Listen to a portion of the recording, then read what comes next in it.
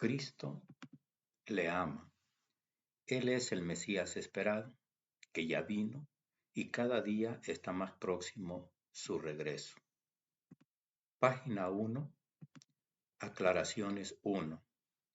Después de la pasión y muerte, resurrección y ascensión a su trono de gloria de nuestro Señor Dios Jesucristo, los apóstoles, discípulos y todos los demás seguidores de las enseñanzas de Jesucristo siguieron reuniéndose de acuerdo a lo que Jesucristo les había enseñado.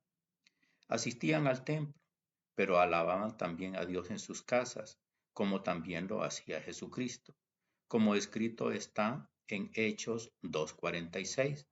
Todos los días se reunían en el templo con entusiasmo, partían el pan en sus casas y compartían sus comidas con alegría y con gran sencillez de corazón. Alababan a Dios y se ganaban la simpatía de todo el pueblo. Y el Señor agregaba cada día a la comunidad a los que quería salvar. Y los perseguían, los azotaban, los encarcelaban, pero ellos insistían en dar a conocer a Jesucristo, como escrito está en Hechos 5:42, y durante todo el día no cesaban de enseñar y proclamar a Jesús el Mesías en el templo y por las casas. Y el apóstol Pablo también así lo hacía, cuando era asediado por todos y también por los judíos, como escrito está en Hechos 20:20. Saben que nunca me eché atrás, cuando algo podía ser útiles para ustedes. Les prediqué y enseñé en público y en las casas, exhortando con insistencia tanto a judíos como a griegos, a la conversión a Dios y a la fe en Jesús nuestro Señor. En toda esta alabanza a Dios y enseñanzas de todo lo que habían recibido de Jesucristo, no tenían estatuas, imágenes, santos, vírgenes, y por supuesto ningún ídolo en forma de hombre o mujer, ni de todas las demás manifestaciones hechas por las manos de los hombres, que no son nada más que invenciones de los hombres, y nunca pueden ser dioses, porque están hechos de materia inerte, no hay vida en ellos. Y esto es lo que los apóstoles les hacían ver a los idólatras de esos tiempos. Y en especial el apóstol Pablo les hacía ver que lo hecho por las manos de los hombres nunca pueden ser dioses, porque no son nada más que invenciones de los hombres, como escrito está en Hechos 19:23. Fue en ese tiempo cuando se produjo un gran tumulto en la ciudad a causa del camino. Un platero llamado Demetrio fabricaba figuritas de plata del templo de Artemisa, y con esto procuraba buenas ganancias a los artífices. Reunió a estos juntos con otros que vivían de artes parecidas y les dijo: compañeros, ustedes saben que esta industria es la que nos deja las mayores ganancias. Pero como todos ustedes mismos pueden ver y oír, ese Pablo ha cambiado la mente de muchísimas personas, no solo en Éfeso, sino en casi toda la provincia de Asia. Según él, los dioses no pueden salir de manos humanas. No son solo nuestros intereses los que salen perjudicados, sino que también el templo de la gran diosa Artemisa corre peligro de ser desprestigiado. Vea muy bien que lo que más les interesaba en Éfeso y en todas las demás provincias era el negocio, el dinero que estaban acostumbrados a recibir por hacer ídolos. Esto es todo aquello a lo que llaman Dios, pero que solo son invenciones de hombres, pero que para sus intereses el hacer esto era muy productivo, como tan claro lo dice el versículo 26, leído anteriormente. Pero como ustedes mismos pueden ver y oír, ese Pablo ha cambiado la mente de muchísimas personas, no solo en Éfeso, sino en casi toda la provincia de Asia. Según él, los dioses no pueden salir de manos humanas. Pero lo más inquietante para ellos era toda la idolatría que había en los templos, porque todo era negocio para ellos, como tan claro lo dice el versículo siguiente, el 27 leído anteriormente. No son solo nuestros intereses los que salen perjudicados, sino que también el templo de la gran diosa Artemisa corre peligro de ser desprestigiado. Vea y lea muy bien cómo dice: el templo de la gran diosa Artemisa. Siempre se ha adorado a diosas como Artemisa, también llamada Diana en la Biblia cristiana, o Astarte o Astarot. Y esto es lo que se ha hecho como continuidad de esa idolatría con las diferentes vírgenes que se veneran hoy en día. Para que se den cuenta lo importante que es entender que lo que los hombres hacen con sus manos no son dioses, y los que adoran esos ídolos están adorando a demonios, a Satanás, al diablo, como tan claro lo explica el apóstol Pablo, hablando a los idólatras, y escrito está en primera carta a los Corintios 10:19. Con esto no quiero decir que la carne ofrecida al ídolo sea realmente consagrada o que el ídolo sea algo, pero los sacrificios de los paganos van ofrecidos a los demonios y no a Dios. Y no quiero que ustedes entren en comunión con los demonios. No pueden beber al mismo tiempo de la copa del Señor y de la copa de los demonios, ni pueden tener parte en la mesa del Señor y en la mesa de los demonios. ¿Queremos provocar acaso los celos del Señor? ¿Seremos acaso más fuertes que Él? Pero como todo escrito en la Biblia, esto es reafirmado, confirmado, ratificado, corroborado, por lo que le fue revelado al apóstol Juan, cuando Dios le permite ver los acontecimientos de los últimos tiempos, en donde hay castigos, como escrito está en Apocalipsis 9:20. Y los otros hombres que no fueron muertos con estas plagas, ni aun así se arrepintieron de las obras de sus manos, ni dejaron de adorar a los demonios y a las imágenes de oro, de plata, de bronce, de piedra y de madera, las cuales no pueden ver, ni oír, ni andar. Haga de cuenta que esto es similar a lo que está sucediendo en los tiempos actuales, en donde se está dando el robo de identidad. Y esto consiste en que una persona roba toda la información de otra persona y se hace pasar por él.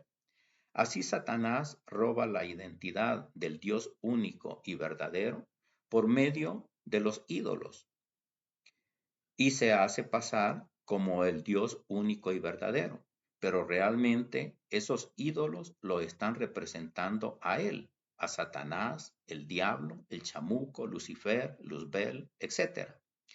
Es por esto que los ídolos son tan abominables a los ojos del Dios único y verdadero, como escrito está en Ezequiel 7:20. En su joya, que constituía su orgullo, pondrán sus miserables ídolos, y por ello yo se la convertiré en algo horroroso. Y como en la Biblia católica está este versículo muy escueto, se anota también de la Biblia cristiana, que está más explicado, Ezequiel 7:20, por cuanto convirtieron la gloria de su ornamento en soberbia, e hicieron de ello las imágenes de sus abominables ídolos, por eso se lo convertí en cosa repugnante.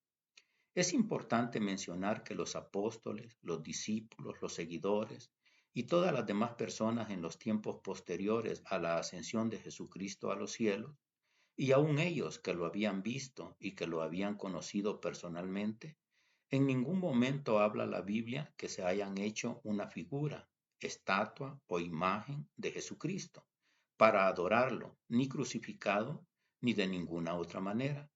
Y es más, en los Hechos de los Apóstoles y en las cartas escritas en esos tiempos, se habla en la Biblia que ellos les hacían ver a las personas de esos tiempos que no debían adorar ídolos. Cabe hacer mención que existe un mensaje en Internet que dice que después de 22 siglos y utilizando la inteligencia artificial por medio del Santo Sudario, han logrado ver el rostro de Jesús, lo que es falso o es mentira, ya que aún la Iglesia Católica no adopta ninguna postura oficial al respecto, afirmando solo que es una cuestión para la investigación científica. Sin embargo, en 1988, científicos de 3 universidades concluyeron que la tela era del siglo XI o XII, por lo que no podía ser el manto de Jesús. La sábana santa, también conocida como sudario de Turín, síndone o el santo sudario, es una tela de lino que presuntamente fue la que se usó para dar sepultura a Jesús. Presenta marcas que podrían ser la de los traumas físicos de una persona fruto de una crucifixión, según la apreciación que hacen, aunque no sea cierto. En estos tiempos solo hablan del llamado Santo Sudario, que el domingo 21 de junio de 2015 el Papa Francisco visitó el famoso sudario en Turín para venerarlo, como se muestra en la fotografía siguiente. Aparece foto del Santo Sudario y al Papa Francisco sentado en una silla, viéndolo. Esto es inaudito, porque como se menciona anteriormente, ya en 1988, científicos de 3 universidades concluyeron que la tela era del siglo XI o XII, por lo que no podía ser el manto de Jesús. Otro mito mantenido por mucho tiempo por la Iglesia Católica dice que Verónica, también llamada Serafia, según la tradición cristiana, fue la mujer que durante el Vía Crucis tendió a Cristo un velo, lienzo o paño, el paño de la Verónica, también llamado Verónica a secas, para que enjugara el sudor y la sangre. En la tela habría quedado milagrosamente impreso el santo rostro, lo que era falso o era mentira. Ya en estos tiempos ya no se menciona. Pero en la Biblia no hay nada escrito sobre esto, por lo que al no estar en la Biblia, esto no es cierto. Solo aparece una única información sobre el sudario, como escrito está en Juan 23. Pedro y el otro discípulo salieron para el sepulcro, corrían los dos juntos, pero el otro discípulo corrió más que Pedro y llegó primero al sepulcro. Como se inclinara, vio los lienzos tumbados, pero no entró. Pedro llegó detrás, entró en el sepulcro y vio también los lienzos tumbados. El sudario con que le habían cubierto la cabeza no se había caído, como los lienzos, sino que se mantenía enrollado en su lugar. Entonces entró también el otro discípulo, el que había llegado primero, vio y creyó. Pero todo esto de los ídolos, como se ha visto anteriormente, es solo por negocio, por dinero, porque a la iglesia idólatra y a todos los hacedores de ídolos, esto es muy beneficioso porque es un gran negocio en esos tiempos y en todos los tiempos. De manera muy especial, en nuestros tiempos, como ahorita, se está viendo la promoción que en televisión le están haciendo la Iglesia Católica, que es la iglesia idolátrica, a una cruz llamada del Buen Pastor, que están vendiendo, diciendo que está bendecida por el Papa Francisco. Y sacan testimonios de personas que dicen que se sienten bien protegidas cuando llevan colgando de su cuello esta cruz y además regalan 3 medallas de la Virgen de Guadalupe. Lo que están tratando es de ir encubriendo todo lo que por medio de la Biblia se va aclarando. Para que esto se entienda mejor, voy a usar lo que se comenta de cómo los dirigentes de la Iglesia Católica van actualizando los santos, las vírgenes y todos los ídolos que ya no tienen tanto pegue o han perdido fama o que ya no son tan populares por santos, vírgenes o ídolos más actualizados. Y esto se logra a través de inventar nuevos santos, nuevas vírgenes o nuevos ídolos. Y de manera muy especial lo hacen por medio de las canonizaciones, que hacen para sacar nuevos santos, que se convierten en ídolos, como por ejemplo aprovechar la fama que tuvo algún mortal para convertirlo en nuevo santo. Y esto va a hacer que hayan más feligreses que se dejen llevar por la fama y se abocan a ese nuevo santo. Un ejemplo muy práctico en la actualidad es la canonización del Papa Juan Pablo II. El 5 de julio de 2013, el Papa Francisco firmó el decreto que autorizó la canonización de Juan Pablo II y de Juan XXIII, realizada en una ceremonia histórica en la Ciudad del Vaticano el 27 de abril de 2014. Entonces, el Papa Juan Pablo II ya se puede considerar como un nuevo santo, o sea, un nuevo ídolo. Fue canonizado en 2014 durante el pontificado de Francisco, lo que lo convierte en santo de la Iglesia Católica. Y todo esto lo hacen paulatinamente para estar teniendo la atención de todas las personas idólatras, como podemos ver. ¿Cómo se llega a esta canonización?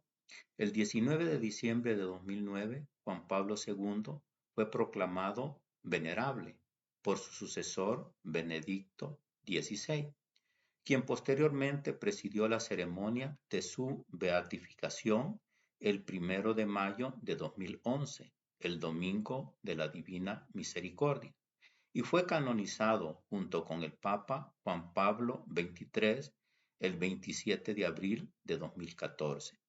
Por lo tanto, la Iglesia Católica cuenta en estos momentos con alrededor de 7.000 estatuas, imágenes, santos, vírgenes y todas las demás manifestaciones de ídolos hechos por las manos de los hombres, que no son nada más que invenciones de los hombres y nunca pueden ser dioses, que aparecen reflejados en la última edición del Martirologio Romano.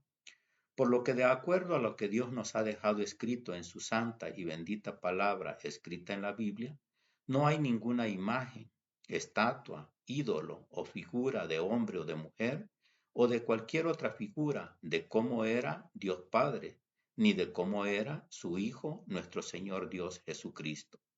La iglesia verdadera que existe desde siempre ha sido perseguida, tanto por los judíos de esos tiempos y por los judíos de la actualidad, porque no han querido entender que la Biblia está compuesta por dos partes o secciones.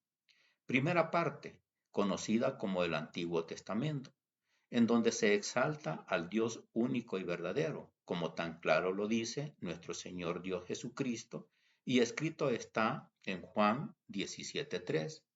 Y esta es la vida eterna, conocerte a ti, único Dios verdadero, y al que tú has enviado, Jesús el Cristo. Pero este versículo es tan explícito, tan claro, como Jesucristo habla del Dios único y verdadero, pero al mismo tiempo está hablando de a quién este Dios único y verdadero envía como Salvador y Cristo. Y en este Antiguo Testamento se dan muchas profecías, que algunas de ellas se cumplieron allí mismo en el Antiguo Testamento, como por ejemplo, la profecía se da en Génesis 12:5. Abraham tomó a su esposa, Sara, y a Lot, hijo de su hermano, con toda la fortuna que había acumulado y el personal que había adquirido en Harán, y se pusieron en marcha hacia la tierra de Canaán. Entraron en Canaán y Abraham atravesó el país hasta llegar al lugar sagrado de Siquem, al árbol de Moré. En aquel tiempo los cananeos ocupaban el país. Yahvé se apareció a Abraham y le dijo: le daré esta tierra a tu descendencia. A consecuencia de esto, Abraham edificó un altar a Yahvé que se le había aparecido. La profecía se cumple y esta profecía se cumplió cuando el pueblo de Israel entró a la tierra prometida, como escrito está en Josué 3:10. Ustedes van a tener aquí la prueba de que el Dios vivo está en medio de ustedes y que por ustedes despojará a los cananeos, a los hititas, los jebeos, los fereceos, los girgaseos, los amorreos y los jebuseos. Y así como esta profecía dada en el Antiguo Testamento, que se cumplió en el mismo Antiguo Testamento, hubieron más que también se cumplieron en el Antiguo Testamento.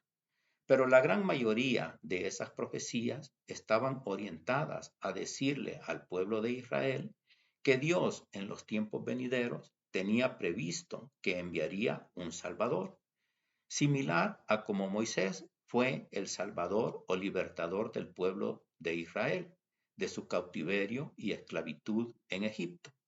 Pero este Salvador del que se habla en el Antiguo Testamento no es para que nos salve como lo hizo Moisés, es para que nos salve de la muerte eterna y nos lleve a estar con Él por toda la eternidad en su reino divino, lo cual se profetiza ampliamente en el Antiguo Testamento.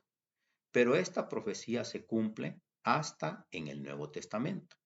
Segunda parte, conocida como el Nuevo Testamento, en donde se va a dejar constancia de cómo fue que este Salvador vino a este mundo, y es en donde todo lo que se habla de él en el Antiguo Testamento, de cómo sería su venida y cómo sería todo su sufrimiento y su muerte, aquí se cumple.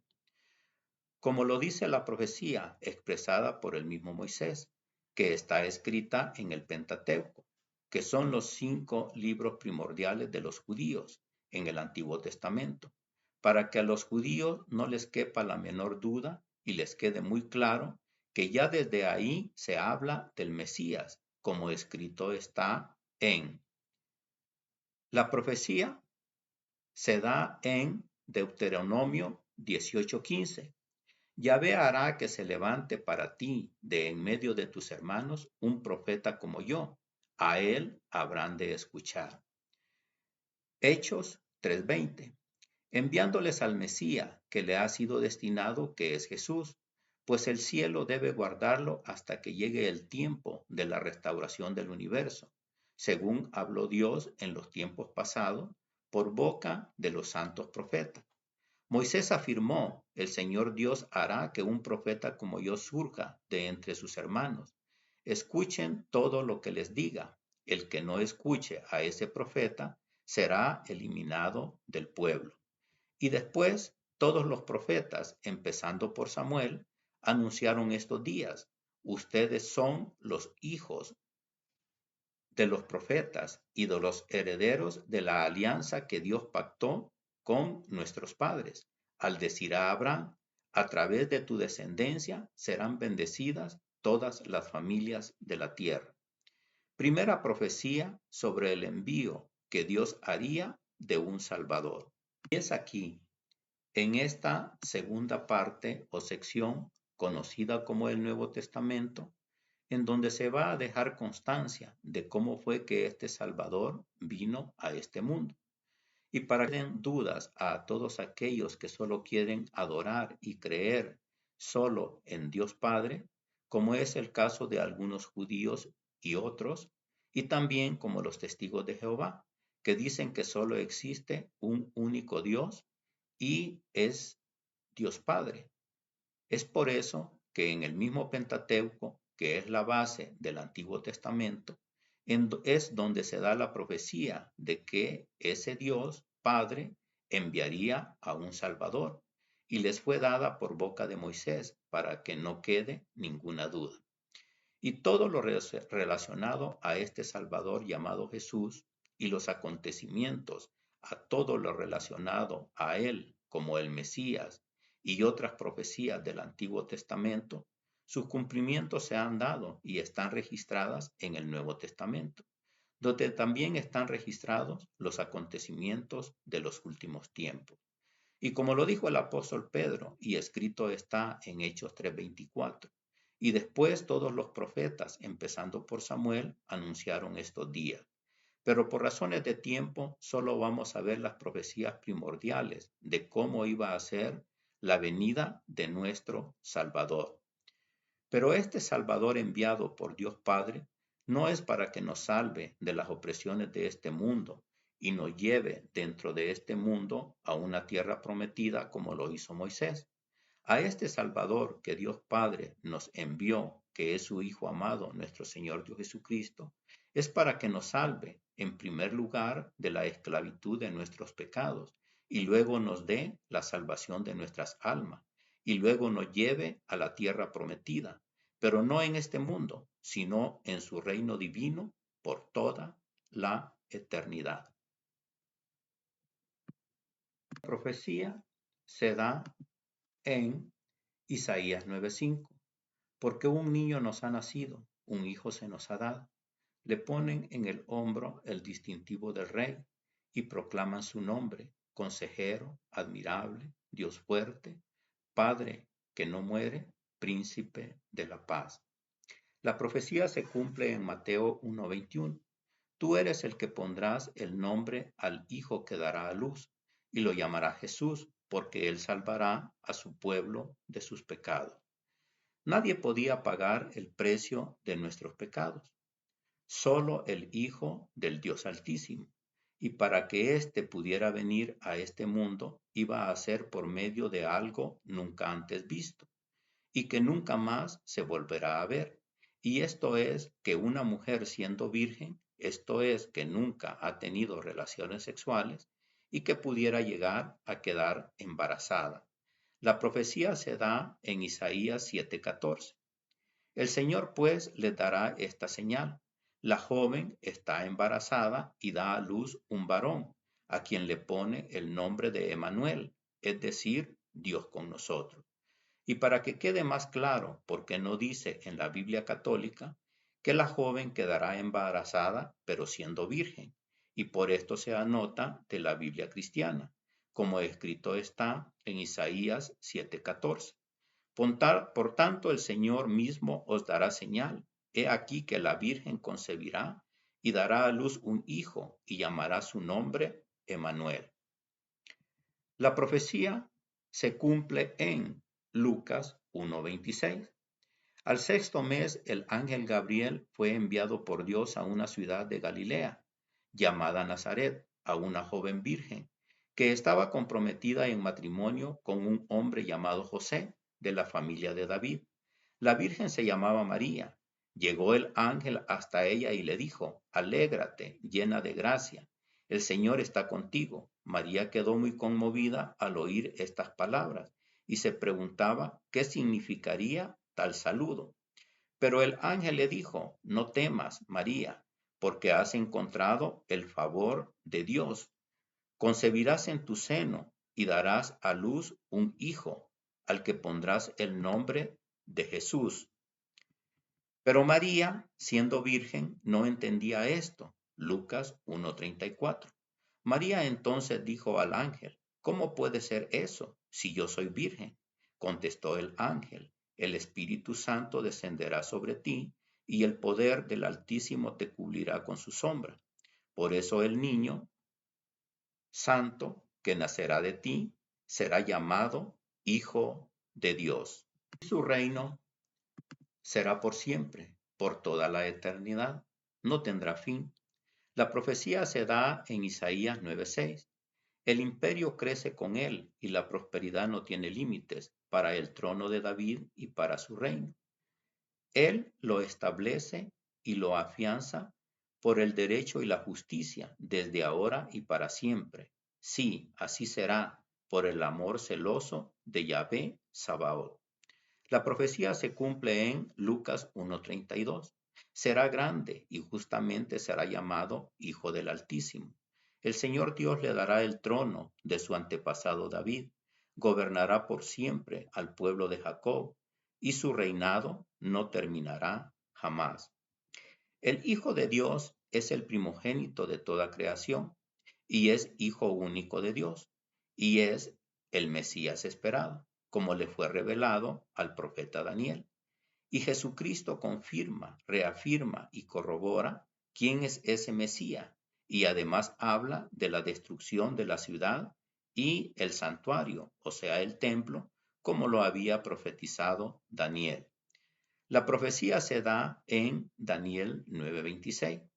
Después de las 62 semanas será eliminado un hombre consagrado, sin que se encuentre culpa en él. Llegará un pueblo cuyo jefe destruirá la ciudad y el templo. Todo quedará sumergido y habrá guerras y desastres hasta el fin. Como en la Biblia católica latinoamericana habla de un hombre consagrado, que en realidad se está refiriendo a el Mesías, se anota de la Biblia cristiana, como escrito está en Daniel 9:26. y después de las 62 semanas se quitará la vida al Mesías, mas no por sí, y el pueblo de un príncipe que ha de venir destruirá la ciudad y el santuario. La profecía se cumple en Juan 4:25. La mujer le dijo, yo sé que el Mesías, que es el Cristo, está por venir. Cuando venga nos enseñará todo. Jesús le dijo, ese soy yo el que habla contigo. Y también habló Jesús de la destrucción de la ciudad de Jerusalén y el templo, como lo había profetizado Daniel. Mateo 24:1. Jesús salió del templo y mientras caminaba, sus discípulos le hacían notar las imponentes construcciones del templo.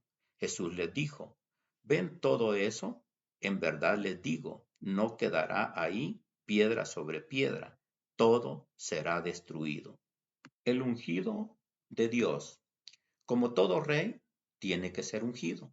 La profecía se da en Salmo 132:10. Por amor a David, tu servidor, no apartes la cara de tu ungido. El Señor se lo juró a David, verdad de la que no se desdecirá. Del fruto de tus entrañas pondré a alguien en tu trono. La profecía se cumple en Lucas 2:25. Había entonces en Jerusalén un hombre muy piadoso y cumplidor a los ojos de Dios, llamado Simeón.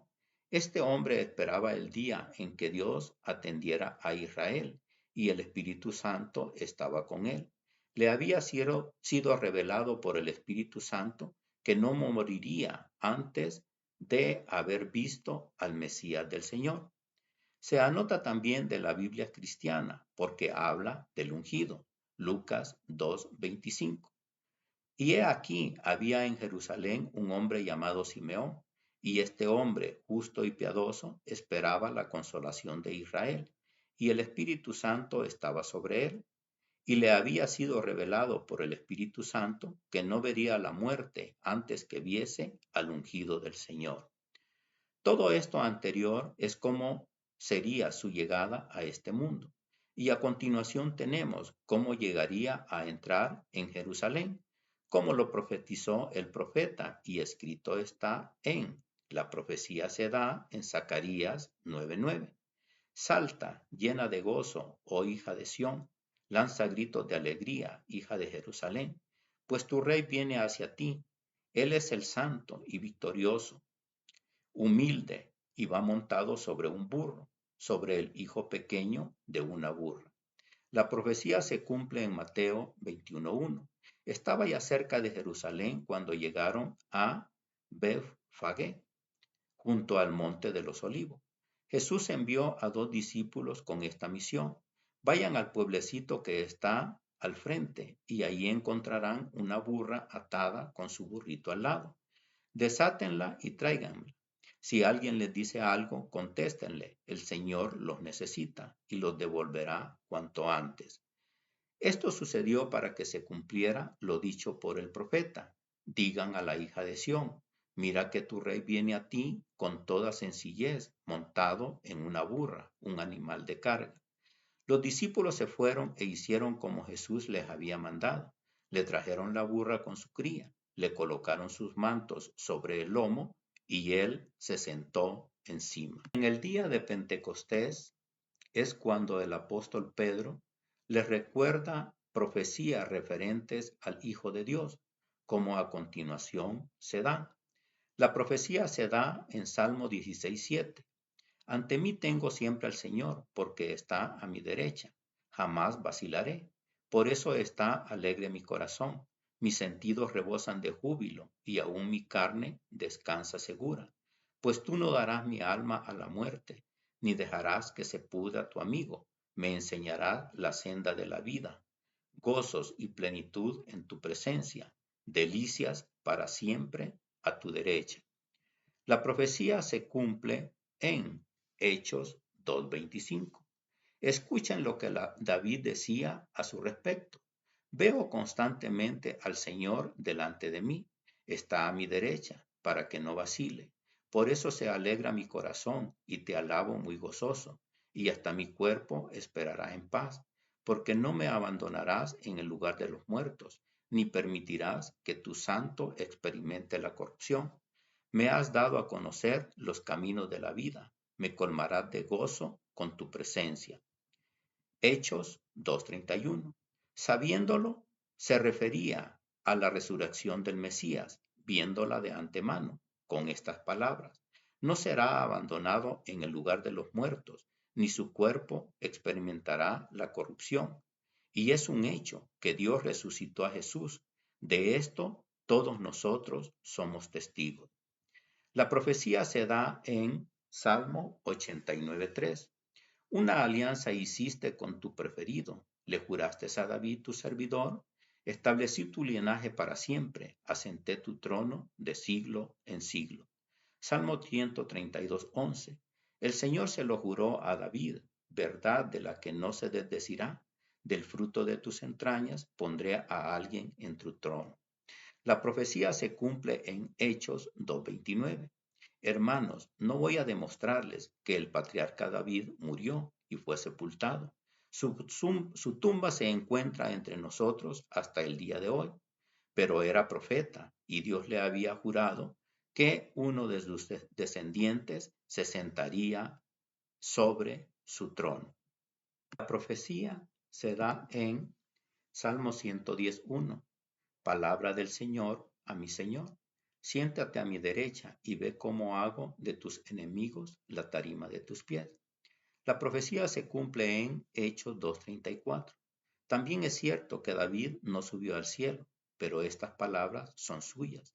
Dijo el Señor a mi Señor: siéntate a mi derecha hasta que ponga a tus enemigos debajo de tus pies.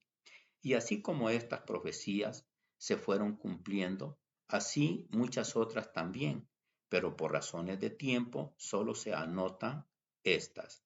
Y al final tenemos cómo fue profetizado que nuestro Señor y Salvador Jesucristo iba a sufrir hasta llegar al sacrificio y muerte en la cruz en el Calvario.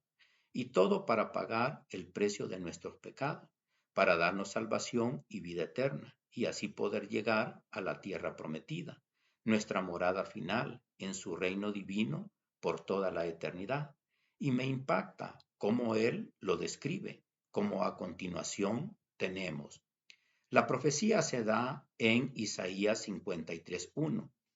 ¿Quién podrá creer la noticia que recibimos y la obra mayor de Yahvé? ¿A quién se la reveló? Este ha crecido ante Dios como un retoño, como raíz en tierra seca. No tenía brillo ni belleza para que nos fijáramos en él, y su apariencia no era como para cautivarnos. Despreciado por los hombres y marginado, hombre de dolores y familiarizado con el sufrimiento, semejante a aquellos a los que se les vuelve la cara, no contaba para nada y no hemos hecho caso de él. Sin embargo, eran nuestras dolencias las que él llevaba, eran nuestros dolores los que le pesaban. Nosotros lo creíamos azotado por Dios, castigado y humillado, y eran nuestras faltas por las que era destruido, nuestros pecados por los que era aplastado. Él soportó el castigo que nos trae la paz, y por sus llagas hemos sido sanados. Todos andábamos como ovejas errantes, cada cual seguía su propio camino, y Yahvé descargó sobre él la culpa de todos nosotros. Continuación de la profecía que se da en Isaías 53:7. Fue maltratado y él se humilló y no dijo nada. Fue llevado cual cordero al matadero, como una oveja que permanece muda cuando la esquilan. Fue detenido, enjuiciado y eliminado. ¿Y quién ha pensado en su suerte? Pues ha sido arrancado del mundo de los vivos y herido de muerte por los crímenes de su pueblo. Fue sepultado junto a los malhechores y su tumba quedó junto a los ricos.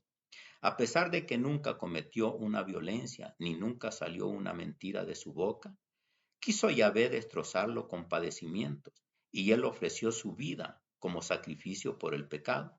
Por esto verá a sus descendientes y tendrá larga vida, y el proyecto de Dios prosperará en sus manos. Después de las amarguras que haya padecido su alma, gozará del pleno conocimiento. El justo, mi servidor, hará una multitud de justos después de cargar con sus deudas. Por eso le daré en herencia muchedumbres y lo contaré entre los grandes, porque se ha negado a sí mismo hasta la muerte y ha sido contado entre los pecadores, cuando llevaba sobre sí los pecados de muchos e intercedía por los pecadores. Y Jesucristo mismo dice cómo se va a cumplir todo lo escrito sobre él, profetizándolo antes que suceda, como escrito está en la profecía se cumple en Lucas 18:31. Jesús tomó aparte a los 12 y les dijo, estamos subiendo a Jerusalén y ahí se va a cumplir todo lo que escribieron los profetas sobre el Hijo del Hombre. Será entregado al poder extranjero, será burlado, maltratado y escupido, y después de azotarlo lo matarán, pero al tercer día resucitará. Y todo lo de su sufrimiento en su pasión y muerte, en la cruz, en el Calvario, se complementa con todo lo escrito en la Biblia que se escribió en los 4 evangelios. Y para dejar mucho más claro que Jesús es el Mesías esperado, tenemos entre muchas otras más las 5 evidencias dadas por el mismo Jesucristo, que a continuación se detallan. Número 1. Él dice claramente como su Dios Padre, que es único y verdadero Dios, lo envía a Él. Como tan específico lo dice cuando oraba, intercedía, pedía por sus apóstoles, todos sus discípulos, todos sus seguidores y por todos aquellos que creemos en Él. Y sabemos que Él es el Mesías esperado, como escrito está en Juan 17:3. Y esta es la vida eterna, conocerte a ti, único Dios verdadero, y al que tú has enviado, Jesús el Cristo. Número 2. Y para que no queden dudas para los que no creen que nuestro Señor Dios Jesucristo es el Mesías esperado, que fue enviado por Dios Padre para que viniera a este mundo para darnos salvación y vida eterna. El mismo Jesucristo nos lo dice, como escrito está en Juan 4:25. La mujer le dijo, yo sé que el Mesías, que es el Cristo, está por venir. Cuando venga nos enseñará todo. Jesús le dijo, ese soy yo, el que habla contigo. Y para que quede más claro se anota cómo está en la Biblia cristiana, que aparece en rojo lo dicho por Jesucristo. Juan 4:25. Le dijo a la mujer, sé que ha de venir el Mesías, llamado el Cristo. Cuando Él venga nos declarará todas las cosas. Jesús le dijo, yo soy el que habla contigo. Número 3. Y al apóstol Pedro, de acuerdo a lo que nuestro Señor Dios Jesucristo le dice, cuando él reconoce que Él es el Cristo y tan claro le dice que es dichoso o bienaventurado, porque eso no le es revelado por ningún ser mortal, sino por su Dios Padre que está en los cielos, como escrito está en Mateo 16:15. Jesús les preguntó, ¿y ustedes quién dicen que soy yo? Pedro contestó, tú eres el Mesías, el Hijo del Dios vivo. Jesús le replicó, feliz eres, Simón Barjona, porque esto no te lo ha revelado la carne ni la sangre, sino mi Padre que está en los cielos. Y nuestro Señor Dios Jesucristo dice claramente quién es su Padre, y este es el Dios único y verdadero, como tan claro lo dice al final del pasaje anterior, sino mi Padre que está en los cielos. Número 4. Y para que no quede ninguna duda, es el mismo Señor Jesucristo que les dice a sus apóstoles cómo se iba a cumplir todo lo profetizado sobre el Mesías, que Dios Padre iba a enviar para darnos salvación y vida eterna. Y este iba a ser el Hijo del Dios único y verdadero, como escrito está en Lucas 18:31. Jesús tomó aparte a los 12 y les dijo, estamos subiendo a Jerusalén, y ahí se va a cumplir todo lo que escribieron los profetas sobre el Hijo del Hombre. Será entregado al poder extranjero, será burlado, maltratado y escupido, y después de azotarlo lo matarán, pero al tercer día resucitará. y no hay ningún otro ser en este universo que haya muerto y que haya resucitado. Solo el Hijo del Dios único y verdadero, o sea, nuestro Señor Dios Jesucristo, para que se cumpliera todo lo escrito sobre él. Número 5. Y es impactante la profecía que nuestro Señor Dios Jesucristo les da a los judíos, y de manera muy especial a los judíos incrédulos, y les recomienda que todo está basado en las escrituras y que ellos tienen que interpretar bien las escrituras para poder realmente conocer la verdad y puedan ser realmente libres, ya que ahí está bien explicada precisamente en las escrituras, como escrito está en Juan 8:31. Jesús les decía a los judíos que habían creído en él, ustedes serán verdaderos discípulos míos si perseveran en mi palabra. Entonces conocerán la verdad y la verdad los hará libres. Porque la verdad solo se conoce a través de lo que escrito está en la Biblia, no por ningún otro medio. Por eso Jesucristo les dice a aquellos judíos que habían creído en él, como escrito está en la parte final del versículo 31. Ustedes serán verdaderos discípulos míos si perseveran en mi palabra. Y esta palabra a la que se refiere es a lo escrito de él, tanto en el Antiguo Testamento como en el Nuevo Testamento. Y sólo así podrán llegar a conocer la verdad, y esta verdad los hará libres de lo que no es verdad, como tan claro lo dice el versículo 32. Entonces conocerán la verdad, y la verdad los hará libres. Y Jesucristo les habla todavía más directamente a los judíos incrédulos y a todos aquellos que solo creen en Dios Padre, cuando hablaba con aquella mujer samaritana, porque le dice que la salvación viene de los judíos, como escrito está en Juan 4:20. Nuestros padres siempre vinieron a este cerro para adorar a Dios, y ustedes los judíos nos dicen que Jerusalén es el lugar en que se debe adorar a Dios. Jesús le dijo, créeme mujer, llega la hora en que ustedes adorarán al Padre, pero ya no será en este cerro o en Jerusalén. Ustedes los samaritanos adoran lo que no conocen, mientras que nosotros, los judíos, adoramos lo que conocemos, porque la salvación viene de los judíos. Imagínese usted qué incongruencia. La salvación viene por medio de los judíos, y son la gran mayoría de los judíos los que no creen que Jesucristo sea el Mesías esperado, y todavía estén esperando la llegada del Mesías. Aquí está quedando muy claro que la Biblia es palabra de Dios y que es palabra fiel y verdadera, como Dios se lo dijo claramente a Juan cuando le es permitido ver los acontecimientos de los últimos tiempos, y como escrito está en Apocalipsis 21:5. Y el que estaba sentado en el trono dijo, ahora todo lo hago nuevo. Luego me dijo, escribe que estas palabras son ciertas y verdaderas. Por lo tanto, todo lo escrito en la Biblia es por inspiración del Dios único y verdadero. Y estas palabras son ciertas y verdaderas, por lo que todo lo escrito en el Antiguo Testamento y el Nuevo Testamento se complementan, y que el Mesías esperado ya vino, y que a cada día que pasa se acorta más su segunda venida. No sigas perdiendo de recibir todas las bendiciones que Jesucristo tiene para ti, porque no crees en Él y todavía sigues esperando la venida del Mesías, cuando Él ya vino y lo que está próximo a suceder es su segunda venida. Saludos y muchas bendiciones.